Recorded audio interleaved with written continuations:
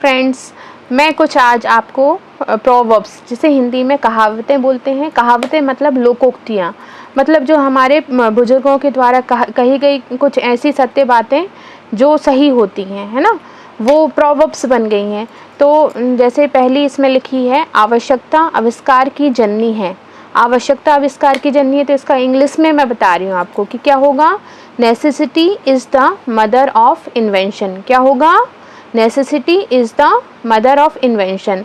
ये जो प्रोवर्ब्स या कहावतें मैं आपको बता रही हूँ, तो ये आपके बच्चों के लिए प्लस आपके लिए, दोनों के लिए यूज़फुल है। क्योंकि हिंदी में जो कहावतें हैं, आपको उसकी इंग्लिश मीनिंग भी तो पता होनी चाहिए कि इंग्लिश में उसको क्या कहते हैं। क्योंकि ये जो मेरा चैनल है ईजी इंग्लिश विथ नमी, ओके, मतलब कि मैं आपको इंग्लिश के सेंटेंस भी बड़े ईजी वे में बताना चाहती हूँ। इसलिए मैंने सोचा कि कुछ प्रोवर्ब्स जो हैं वो आपको बताई जाएं कि इंग्लिश में उनका मीनिंग क्या होता है। ओके फ्रेंड्स, और अगर आपको जब मेरा ये प्रोवर्ब्स पसंद आए तो प्लीज़ इसे लाइक, शेयर एंड सब्सक्राइब ज़रूर करिएगा। सेकंड क्या होता है? जैसे को तैसा। जैसे को तैसा को इंग्लिश में क्या बोलते हैं? Tit for tat. क्या बोलते हैं? Tit for tat. Okay, third पे आइए, अंत भला तो सब भला। अंत भला तो सब भला, इसको इंग्लिश में क्या बोलेंगे? ये प्रोवर्ब्स को इंग्लिश में क्या बोलेंगे? All is well that ends well. All is well that ends well. Okay, fourth number पे देखिए, जिसकी लाठी उसकी भैंस। जिसकी लाठी उसकी भैंस मतलब माइट इज़ राइट। यहाँ ये किस चीज़ को इंडिकेट कर रहा है कि जिसके पास पावर है उसी के हाथ में सब कुछ है। तो इसका मीनिंग क्या हुआ? Might is right. अंडरस्टैंड बच्चों? Then come to the next. Okay, ईमानदारी सबसे अच्छी नीति है। ईमानदारी सबसे अच्छी नीति है।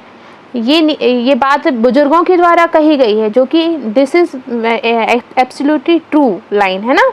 और ये एक प्रोवर्ब्स, एक कहावत भी है, तो इसको इंग्लिश में क्या बोलेंगे? This is so famous line, honesty is the best policy. क्या बोलेंगे?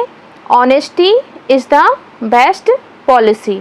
Then come to the six point, बिना सेवा मेवा नहीं। बिना सेवा मेवा नहीं मतलब कि जब तक आप मेहनत नहीं करोगे तो आपको फल नहीं मिलेगा। ओके, तो no pains no gains. Okay, क्या बोलेंगे? No pains no gains. Okay, जब हार्ड वर्क करोगे तभी सफलता मिलेगी। Then come to the next, दवा की अपेक्षा परहेज अच्छा है। दवा की अपेक्षा परहेज अच्छा है, जो कि आज के युग में बहुत ज़्यादा इम्पॉर्टेंट है। कैसे? यदि हम स्वस्थ रहना चाहते हैं तो हमको परहेज करना ही पड़ेगा। इसको इंग्लिश में क्या बोलेंगे? Prevention is better than cure. Prevention is better than cure. Okay, ये भी एक हमारे बुजुर्गों के द्वारा बनाई गई कहावत है, जो कि आज के युग में बहुत ही इम्प्लीमेंट हो रही है। ये एक हेल्दी पॉइंट हुआ। Then come to the 8 point, स्वास्थ्य ही धन है। ये उसी से मिलती जुलती एक कहावत और है, health is wealth. Health is wealth. Okay, स्वास्थ्य ही धन को क्या बोलेंगे? Health is wealth.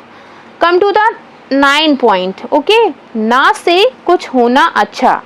ना से कुछ होना अच्छा मतलब कि something is better than nothing.